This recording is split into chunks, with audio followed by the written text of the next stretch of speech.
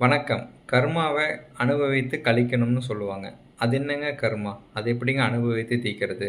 புதுசா ஒரு கர்மாவ உருவாக்காதீங்கன்னு சொல்லுவாங்க. அது எப்படி நம்மள அறியாம உருவாக்கிக்கிட்டு இருக்கோம்? வாங்க இந்த குட்டி கதை மூலியமா சொல்றேன். நம்ப வீட்ல ஒரு செயல் செஞ்சுட்ருக்கோம். அந்த செயல் செய்றப்போ நம்ம கையில இருக்கிற ஒரு பொருள் நம்மளயே அறியாம கை தவறி கீழ விழுந்து உடைஞ்சிருது. அந்த நேரத்தில நம்ம கூட யாருமே இல்லன்னா நம்ம என்ன பண்ணுவோம்? "ஐய்யய்யோ! எப்படி இப்படி தெரியாம விழுந்துச்சுன்னு தெரியலையே!" அப்படின்னு சொல்லிட்டு ஒரு 2 நிமிஷம், ஒரு 3 நிமிஷம், இல்ல ஒரு 5 நிமிஷம் வருத்தப்படுவோம். அதுக்கப்புறம் அந்த உடைஞ்ச பொருள சுத்தம் பண்ணிட்டு, அந்த பொருள் திருப்பி நமக்கு வேணும்னா, அத எப்படி வாங்கணும்னு யோசிப்போம். இல்ல அது வேண்டான்னா, சரி பரவால்ல போயிட்டு போது, அப்புறம் பார்த்துக்கலான்னு சொல்லி விட்டுருவோம். இதுவே அந்த பொருள் உடையிற நேரத்தில, நம்ம கூட யாராவது இருந்தாவோ, இல்ல நம்ம கூட இருக்கிறவைங்க யாராவது அந்த பொருள உடைச்சுட்டாவோ, நம்ம என்ன பண்ணுவோம்? கொஞ்சம் யோசிச்சு பாருங்களேன். அந்த கூட இருக்க நபர், "இப்படி தான் பொறுப்பில்லாம வேலை செய்வியா? இப்படி தான் கவனம் இல்லாம இருப்பியா?" அப்படின்னு சொல்லிட்டு சின்னதா ஒரு வாக்குவாதம் ஆரம்பிக்கும்.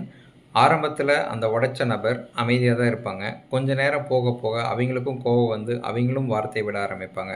ஸோ, கொஞ்ச நேரத்தில அது மிகப்பெரிய சண்டையாவே மாறுறதுக்கு வாய்ப்பு இருக்கு. அந்த சண்டையில நம்ம உபயோகிக்கிற வார்த்தைகள், நம்ம செய்ற செயல் எல்லாமே நம்ம மனசுல தீராத வடுவா மாறி, நம்ம மனசுல ஒரு தீராத காயத்த உருவாக்கிட்டு போயிரும். கரெக்ட்டு தானே? இது மாரி தாங்க. இன்னைக்கு நீங்க உங்க வாழ்க்கையில ஒரு கஷ்டத்த அனுபவிக்கிறீங்க அப்டின்னா, அதுக்கு காரணம் நீங்க அப்டின்னு நெனச்சுக்கிட்டீங்கன்னா, நான் தான் அதுக்கு காரணம்னு நெனச்சா, அந்த நிமிஷம் நமக்கு மிகப்பெரிய கஷ்டமாவே அது தோணாது. நம்ப அத விட்டுட்டு, இப்போ இன்னைக்கு நான் வாழ்க்கையில அனுபவிக்கிற கஷ்டத்துக்கு யாரோ ஒருத்தர் காரணம் காட்டிட்டே இருக்கோம்.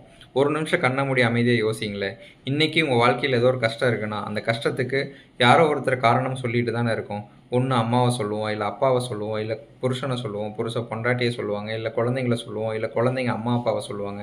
இப்படி யாரோ ஒருத்தர ரோட்ல போறப்ப ஏதாவது சின்ன பிரச்சனைன்னா, நம்ம இன்னொருத்தன கை காட்டுவோம்.